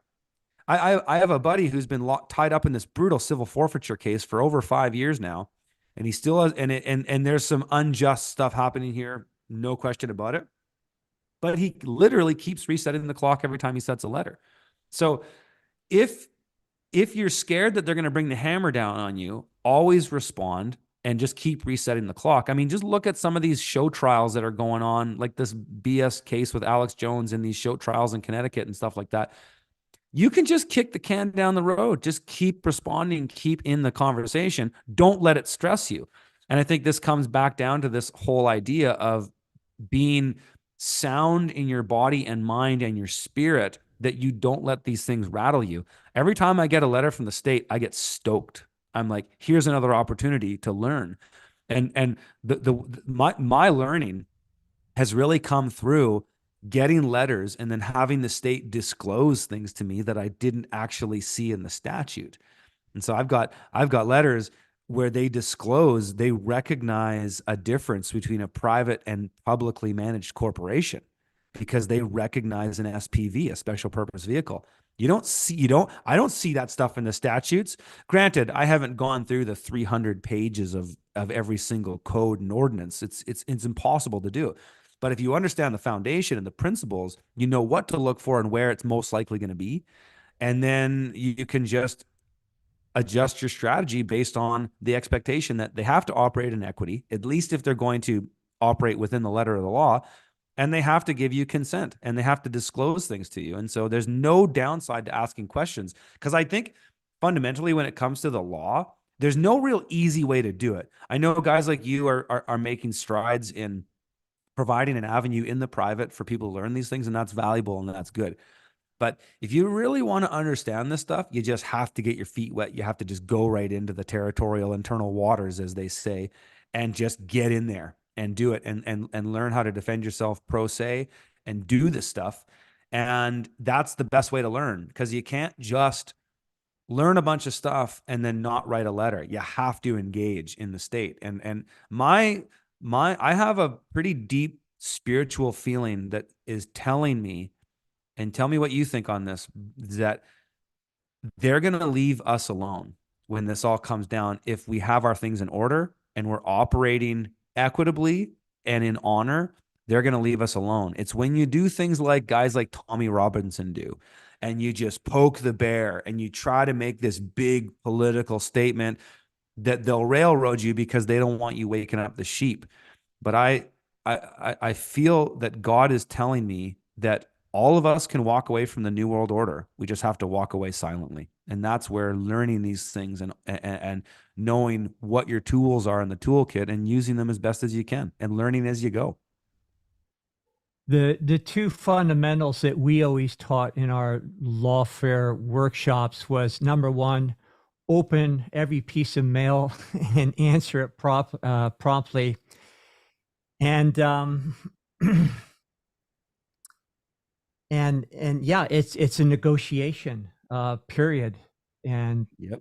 you know, it's just offers, and it's very easy to deal with things. So I agree that there are a class of citizens that are not citizens, but people that are very well known to the powers that be. And I travel in some of those circles. I've been brought in to agencies and, you know, had all sorts of intimidating experiences, we'll say. But then when they understand that you know how to handle yourself, they do tend to leave you alone. And that's kind of where we're at now. I think in the States, we have possibly an added dimension in our favor, in that we do have a constitutional republic that is still alive and well, albeit unpopulated at this point. But we have the prerogative to volunteer back into that jurisdiction whenever we want. In fact, every single year, we are automatically reverting, whether we know it or not, back into the republic. And that's why they volunteer on our behalf to bring us back into 14th Amendment citizenship if we don't set the record straight ourselves. But when you do set the record, then you're good for all time. You don't have to do that every single year. So yeah, answer your mail for sure. And realize there's I've never had anybody reach out, you know, my mailbox or over the phone and strangle me. You know, there's really nothing to be afraid of, and you do learn just by doing it. Period. So you're absolutely right. That's the biggest learning is through doing it. And I'm really strict with this stuff too. Like, I will not talk to a bureaucrat on the phone. So it's all got to be in letters. And yeah, sometimes I'll email. Email seems to work just as good as mail now, unless you have a reason to do something in registered mail and you want to get to show that they got the letter or whatever it was if you're noticing somebody.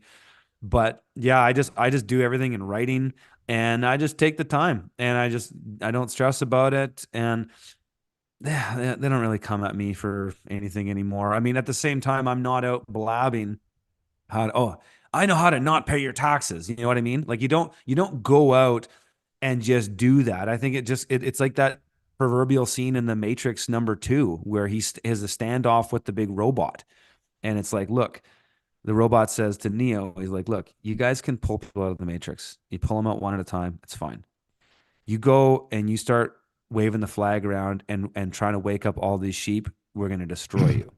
And I think there was something really proverbial about that scene. And I think there's some sort of unspoken rule, you know? That was Well, I the think- second fundamental that I didn't quite get around to mentioning, which is you don't mess around with the slaves on somebody else's plantation. That's right. Yep. That's exactly Well, it. even You can have your own plantation, right? Not a plantation, but sorry, Mike. Well, I think Right. there's a universal precept around free will too that's even higher than that, where who am I? What business is it of mine to affect someone else's overall learning on this in the great school we are in here? And so there's a notion of that, and I think if you are really aware of these universal laws that are deeply moral and to do with rightness and reason and consciousness and your conscience.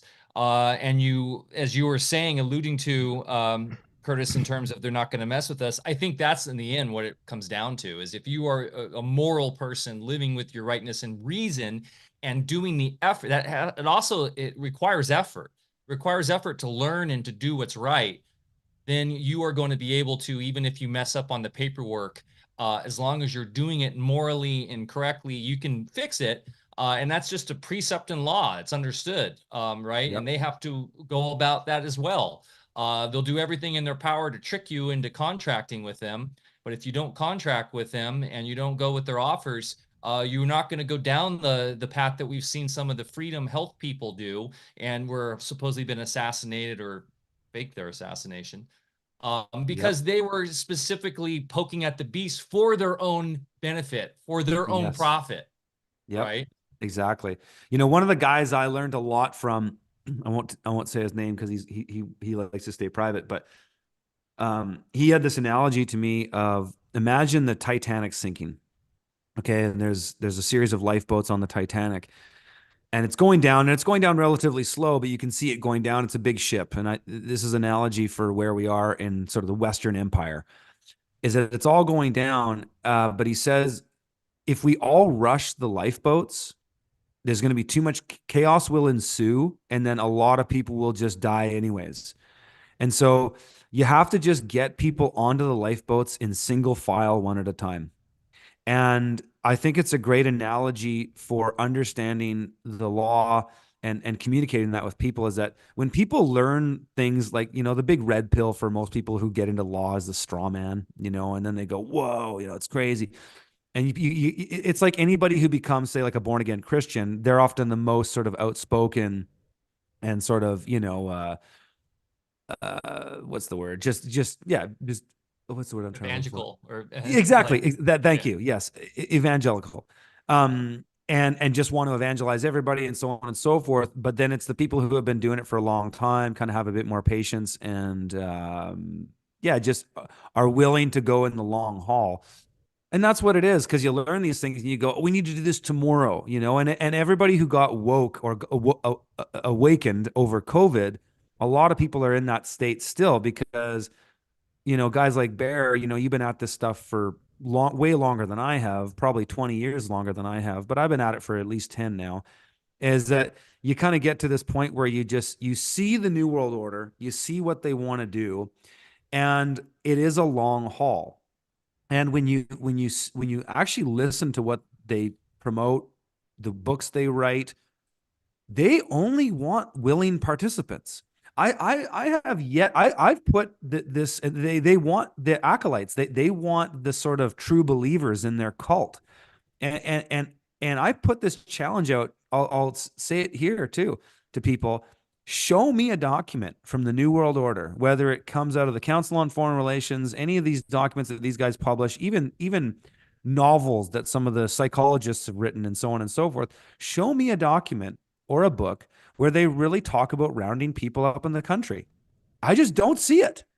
Even think about the analogy of Brave New World. You know, there's that dichotomy and dystopia of 1984 versus Brave New World. Where are we? I think we're more on the Brave New World side. We could have a hours long discussion on that and to unpack that. But if you look at the behaviors of what the New World Order does, how it incentivizes certain things or not, it's all going in that direction. They want willing participants. They don't want us. And when you think about, you put that into the context of, say, the Rewilding Project that came out of Agenda 21, in this idea of let's withdraw all the economic infrastructure from the country and then consolidate people into cities. They don't talk exactly how they're going to do it. But when you look at policies like what we talked about earlier with pulling out the culverts on the road, creating incentives for people to get in these stacked and packed high density units in the city, plus all the infrastructure that they're putting there, whether it's 5G, constant boosters, you know, all this stuff, this massive control grid, they're not doing that stuff out here. They're doing it there. But what they're going to do is continue to make it harder to exist out here, which in a way is kind of a blessing for people like us, because then it means that if you're hardcore enough to exist out here, then you're going to be in an elite class of people that have the skills and capacity and mental fortitude and spiritual fortitude to do it, because it isn't easy, but it is a labor of love. And that's what I always go back to, is try to think about the abundance and the beauty of nature, and that the New World Order is a creation of man, and it's a bastardized beast system of man. But then when you get into nature, you surround yourself with God's creation, that abundance comes through you. And alternative health and medicine and agriculture and all these things are all part of that. And so if you can kind of, instead of being reactive to say, F the New World Order, I'm going off grid to be a prepper to fight them and all this, it's like, no, I'm going off grid. I'm going into nature to surround myself with God's creation and that abundance, and then let that heal us. Let that, be the structure of our community and where we go. And I think it's all going to be good. I think there's a lot of good things coming. And yes, society is in this sort of decline. Mike, you were talking about this earlier, how it's like we're in this steady decline, but there's little blips in there, right? And so there's going to be little opportunities that, little spike here, little opportunity. It's all a general decline. But as you become more resilient on your land and more resilient in your person, in your spiritual context, those little blips are going to matter less and less the more resilient you get. So as you move from that state of dependency to that state of sovereignty, what happens externally in the broad economic model of the New World Order is going to matter less and less to us. But we're still in that point where, hey, I'm still using Starlink to talk to you guys. We're still using infrastructure of the system, but can we get to a point where we're less dependent on it? I think that's really the fundamental question. Yeah, this is a great way to round out the discussion, because we're getting into those intangibles unless you've lived in nature and realize these are actually tangibles. You, on a piece of land, if you're there long enough, you imprint, and there's a real resonance that becomes one with the land. And when you're in that kind of sync, things just work out. That's when the magic happens. That's when things grow better. That's where support shows up at the nick of time to help you do whatever you need. That's when you find, new little patches to wildcraft, across the river or whatever. And, things, that magic is very, very real. And of course, that also gets into understanding old alchemical principles, which is, what I consider real science, where you deliberately grow things in conjunction with larger universal patterns. And, you have a background that's fantastic in music. Music, in fact, is one of the four sacred sciences, or one of the four pillars of classical logic, as it's known. And of course, music has to do with the timing of the universe. And that universal timing, if you are in sync with it, then you know, whether or not you understand how to work with astrological influences or not, you just innately know when to grow things, when to harvest things, when to make things into medicine and so forth. And those are the greatest benefits, I think, of getting out of a real dependency situation, just to have that experience, because it's a real self-discovery process at the same time.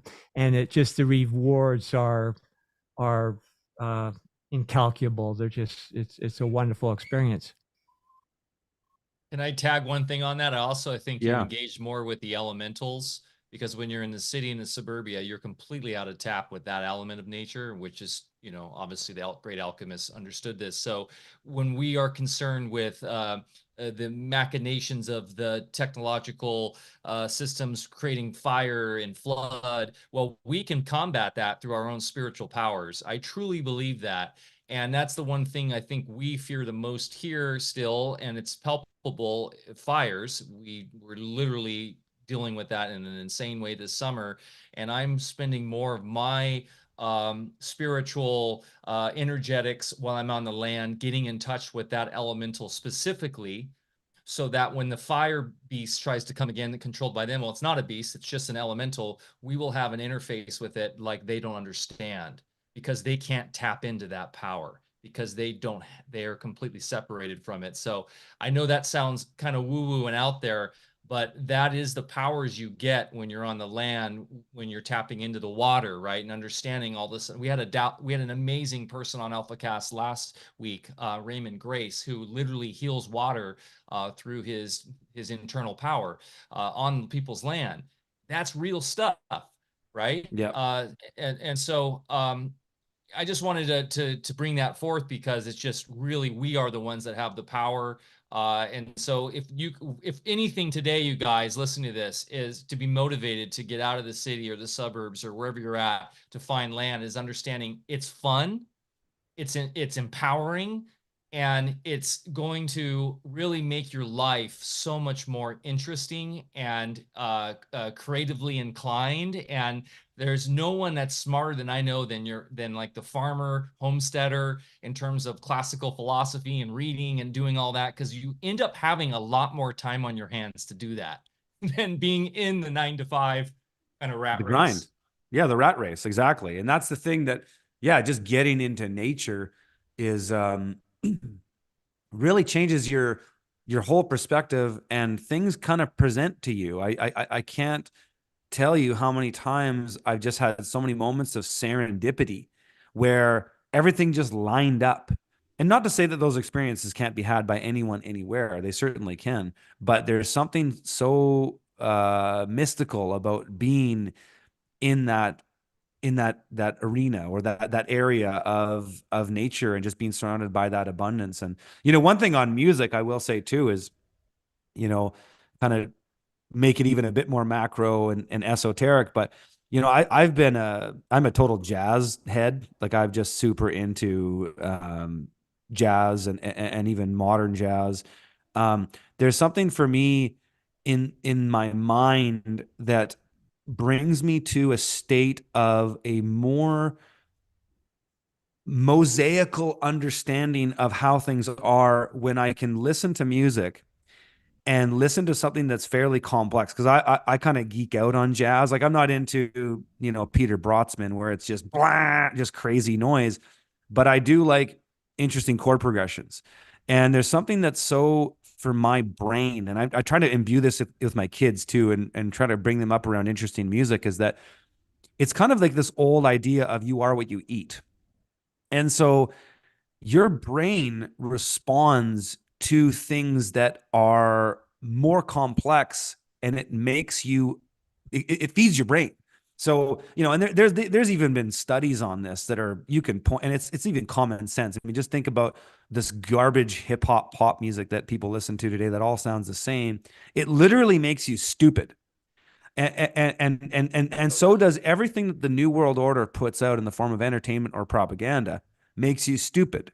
Because if you listen to music today, everything's so processed, so compressed, so auto-tuned. There's very little in there that's natural.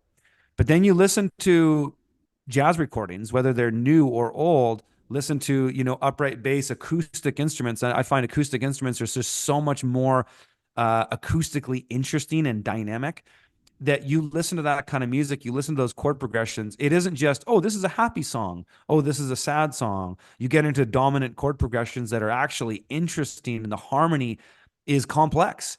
But life is complex. Nature is complex. God is complex. It can also be simple in this sort of paradoxical way, and you can find that unity within yourself. But you listen to some of these recordings, and they make you smart, because they show you that life isn't just so cut and dry, right? Like a 1-4-5 chord progression is just simple, and most pop songs are based around that. But then you listen to some jazz recordings where things are, wow, what is that? Sometimes people, upon first listen, when I play them some of the music that I listen to, they go, whoa, I'm not quite ready for this. But then they kind of warm up to it. And I think these sort of universal understandings exist in everything that we do as humans.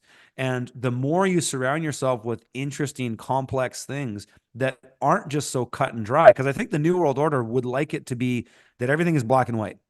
And every decision is either here or there. And that's where this whole idea of controlled opposition exists, is that, option A and B, Pepsi and Coke, both get you to, high fructose corn syrup, which kills you. But it's that false dichotomy. But in reality, things are actually more infinitely complex. And I find what I love about music is when I surrender myself to that, and I just go, this is it. This is nature. This is, and explore that place. Man, it makes my mind explode. And so I'm a big music fan, and it all kind of comes back to me in that philosophical way. And of course, it's also been shown for a long time that good music makes plants grow better. Totally. Classical music, and I can feel it. I mean, and there's certain dissonant frequencies in music that don't rub people the right way in most cases. Remember in the Romantic period, where if you played a tritone, and they called it the devil's interval, right? If you played a tritone, the penalty was death. in some cultures. Now, I'm not opposed to that, because there are interesting frequencies that can be explored, but it's all about the greater context, where they are in passing. And that's what I love about bebop jazz, is that in bebop jazz, when they started to explore outside of the diatonic scale and get into going what they call outside in music, it's an interesting exploration in the right time and place. But sometimes in a lot of modern jazz just wank on that stuff, and it's just dissonant and really annoying. And anybody who's gone to school for music, if you've gone to, say, Juilliard or Berkeley or any of those types of things, the schools, you're going to interact with this whole new era of classical, which is the 12-tone row, which is completely devilish music. And it's the same thing when you look at art. You think about like the Dada movement that came out of New York City with, Yoko Ono and all these avant-garde artists like Jackson Pollock and all that. It's all New World Order propaganda. It was like getting you to get into ugliness and dissonance. And I saw it a lot in Montreal when I lived there, because I'd go to these art shows, and noise music was really popular back then. This is like was it mid 2000s? Like garbage. And all these hipsters standing around with their arms crossed, shushing you if you're making fun of it. And it was the reason why Plato, the great philosopher, the GOAT, was actually proposing that governance be used to restrict that sort of music in society, because it was so detrimental to society to have, because he, of course, came from the Pythagorean concept of music. Yes. Tied into the divine and forms, right? Absolutely. I mean, just look at where we are today. Look at what pop music is cranking out. It's like it's never been more blatantly satanic. It's never been more blatantly obvious what they're trying to show you. It's to go against God. It's to go against the creation and the natural inclination, that we understand those harmonious frequencies, that when you hear them, you go, oh, there's just something in your body that resonates truth. And music is so powerful in that way. And I think it's so important for parents to actually play and listen to good music around their kids, and exclude all top 40. Of course, some exceptions, because there's still some good artists out there, you know, and some of them still make it to the tops of the charts every now and then. But for the most part, it's just a turn and burn garbage to just get you into this pit of despair. It's terrible. Yeah, it's really cool that a lot of parents in our community, and like in a platform that we just launched, we have a whole, we're devoting section to good music and stuff, but parents are understanding, as Bear was talking about, the quadrivium and the trivium, and getting back to classical education and the importance of, music and being part of that as the language of the soul. Yeah, I didn't know so much that you were that deep into music, Curtis. We got to have you out at Music and Sky, man. You would really dig it. We're Oh, looking dude, to do. I'm a total jammer, dude. I could sit around and smoke doobies all night and just jam and just go anywhere. I can play most instruments, so I can, I play upright. I play guitar. I can make it happen on the keys. I can play drum kit pretty well. I Got to can get play you most rhythm section jamming instruments. out with Marty Leeds, and I don't know if you know who Marty is. He's phenomenal, and a lot of the speakers and people that come out are all. It's amazing. They're all talented musicians. Really? Well, What do you know? I've been so out of the game for so long that I don't know how talented I am anymore. But I've never lost my ability to sit in. I can pretty much Yeah. sit in on most instruments. I'm not a virtuoso. I used to be a really good guitar player. I used to be able to just wow people. I've been so out of practice for a long time. But the cool thing about music is that your ear never goes away. I can listen to, I'm really into a band called Snarky Puppy, and I can listen to those guys and I can see the music with my eyes. Um, Not in the sense that I'm like a Beethoven who can hear a 12-part harmony and then just write out the chart, but I can see it in a lot of ways because I understand the chord progressions and I have a fairly educated understanding of harmony and chord progressions and rhythm. But it's been really neat because I was so into music from the time I was 12 years old till the time I was about 28. It was pretty much my entire life. I was started playing in punk rock, hardcore bands. Then I got into indie rock and post rock and stuff like that. Then I got really into jazz. And then I started doing gigs and sitting in and playing jazz improv shows and stuff like that. But then I stopped that when I started my farming career. I basically put music on the shelf for, it's been 15 years really. But my ear has never gone away. I know what sounds good. I can figure out chord progressions and I get it. And so it's kind of neat because your body can kind of slow down, your technique can slow down, but the ear never goes away. At least that's been my experience. I will just say this, the one thing that has been always really cool about cities and the urban life is, of course, the culture around the arts. And I will say people often poo-poo, oh, you're moving out to rural, you're going to lose all that culture. But No, man, that's not true. not at That's not all. true, because a lot of the like, when you, like I was saying, you have a lot more time, especially in the winter, to learn instruments, and your Yep. most of the neighbors that we have are amazing musicians, and we'll do jam sessions in friends' property, in the barn, in the garage. So and that's why we started Music in Sky, so we can have our own festival, and those are popping up everywhere as well. So Yeah. I want to that's do some just of that not up here true. too. Yeah, I Wonderful. mean it's what's funny though too about the cities, because I mean, I was a Montreal guy. I was there for 8 years, and hipster living in the city, playing jazz, knew all the best jazz players and whatnot, rubbed shoulders with a lot of famous people that you would know of in the Montreal music scene. And when I check in with my friends that are still living in that city, it's just not there anymore.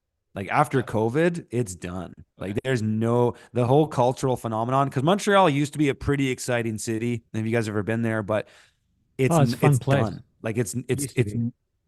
and it was great. There was a heyday. I mean, when I was there, it was absolutely the cultural hub of North America. Montreal was the most unique city. It still is unique, but the best jazz musicians came to the Montreal Jazz Fest. The best, the best music in general was there. And it was such an exciting place to be. And that changed too, even before COVID. It was just getting worse and worse because the woke stuff had permeated the culture there so much that I talked to some of my old jazz buddies. they can't even have conversations at parties anymore with people without getting canceled. So everybody's afraid to say what they think. And so, whereas when I was there in the early 2000s, Montreal was a place you could say whatever you wanted and nobody cared. I used to get in arguments with feminists, though I didn't have a lot of the opinions that I have now as strong as I did, but I'd get in these debates. And at the end of the day, nobody really gave a shit. But just before COVID, it got so woke that it was almost impossible to just be who you are and explore new ideas and think about things. And then after COVID, the sort of the doubling down on these insane liberal ideas have just decimated it, and it's just no longer what it was. And I don't even know if any of these cultural hubs exist anymore, because I remember I used to go down to LA, you know, over 10 years ago and still be like, yeah, it's kind of cool down here. I wouldn't want to live here, but you know, there's some pretty cool stuff going on. I feel like there's freedom of thought. Even San Francisco, you know, in my early career, I spent so much time in the Bay Area teaching urban farming workshops, and even then it was still somewhat open. This is all, you know, 10 years ago or more now. But now, forget about it. Where do you go? I mean, I guess everybody's moving to places like Austin, but then those have become kind of overrun with the liberal ideology too. So I think the country and the towns, the small towns, are experiencing a renaissance, and I think we're going to continue to see that. And I'm really optimistic. I mean, I get to know some people in my community here and find out that some of these great musicians out here that used to live in the city, but they can't handle it anymore, so they come out here. One thing I can say, since I've been in the same body for a few years now, is the pendulum always swings the other way. And I think we're starting to see it get nudged in the opposite direction. So wokeness was, you know, an experiment in futility. It's failed. It's been largely rejected. Yep. And yeah, so things like that take care of themselves. But I agree. Last time I was in Montreal, I had some medical trainings that we did up there in the 80s. And yeah, it was a wonderful place, you know, very international and bilingual and everything. So I always enjoyed that about, you know, old Canada. Toronto used to be kind of a fun place as well, you know, but yeah, it's not been a fun place for longer than Montreal, though. Yeah.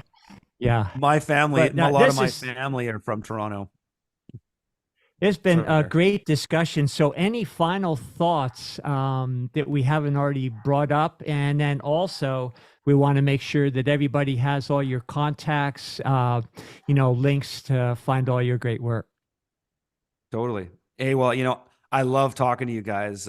Whenever we do this, I feel like we could just go all day. And I really hope that sometime we can all hang out and actually in person and just that would be really nice.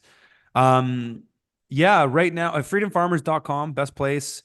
I'm on Twitter. I'm pretty active on there now, really enjoying it, hoping that it continues to be the gravy train that it seems to be right now, but at Off Grid Stone, people can follow me there. I'm posting all the time, doing spaces, really enjoying the Twitter Spaces platform. I just did one with Ben Falk last night talking about firewood on the resilient homestead. I'll also be backing those spaces up on Rumble too. So if people aren't Twitter, they can listen to the spaces on Rumble. That's happening. I'm still on YouTube, though. Who knows for how much longer? And I am consulting again actively. If people want to reach out to me and help me, and I can help you on your land in many different capacities and ways, just go to my original website, theurbanfarmer.co. There's a contact page in there. You can just reach out to me there. I am doing consulting a couple times a week these days, so I'm kind of more into that. And I hope to be actually just doing more stuff in person coming up. You know, took a bit of a hiatus during COVID, as many of us did. But I am doing more public speaking events. Hope to be down in the US at least a couple times in 2024. And I'm also planning some live events up here on my homestead. I got about 6 planned right now. There'll be more information about that coming soon. And looking to organize a conference up in central BC. And there'll be more information about that. It's going to be solutions in liberty, basically. That's the kind of theme. We've got holistic health. We've got law. We've got, of course, regenerative agriculture as a component, but kind of looking at those solutions for people. And really just trying to help people more on the private as best as I can. You know, I've been online a long time. I'll continue to be, but who knows? There might be a time coming up soon that unless we take the digital ID, we won't be having these conversations on Zoom. So let's pray that that doesn't happen right away. Nah, But yeah, ain't that's gonna what We'll we be can happen. having do. them on Cordal, but yeah, go ahead, Bear. I hope Yeah, so. I hope there you're you right go. there. And Curtis, by the way, from my front doorstep, I can be at the Canadian border in about 10 hours. So we're going to be doing more regular workshops here on the farm this coming season. I'd love to see you down here sometime, maybe even do a workshop together. Hey, totally open to it, and the door is always wide open for you guys to come up here. I mean, we're not far from the U.S. border either, so absolutely. I mean, it's lovely up here in the summer. It's just paradise. So, and we've got a pretty good season. All of our seasons are really beautiful, actually, whether it's winter, spring, or fall or summer. They're all really nice. So, invitation goes for you guys as well. Yeah, you actually have Nice. some surf up there, and you have amazing rivers full of awesome steelhead. So We got it all, man. Yeah, yeah, we're in the abundance of nature up here. There's very few people, and we can explore and do all kinds of stuff freely. It's lovely. awesome, man. And Bigfoot is alive and All well right, up there guys. as well. I hear Bigfoot. that. I hear that. I'm still waiting to meet him, but we'll see. Me too. Hey, Curtis, thanks. thanks so much for being with us. This was amazing. Have a good Yeah, one. my pleasure, guys. You too. Hey, everybody, have a great day. Remember to get outside, get your feet in the dirt, go plant something, go grow something, go for a hike, show Mother Nature some love. She'll show it right back to you. Next week, we'll see you same bat time, same bat channel. Bear and I on a special Christmas special. He'll be coming to you live from Rincon Beach. Love you guys. Have a good one. Peace.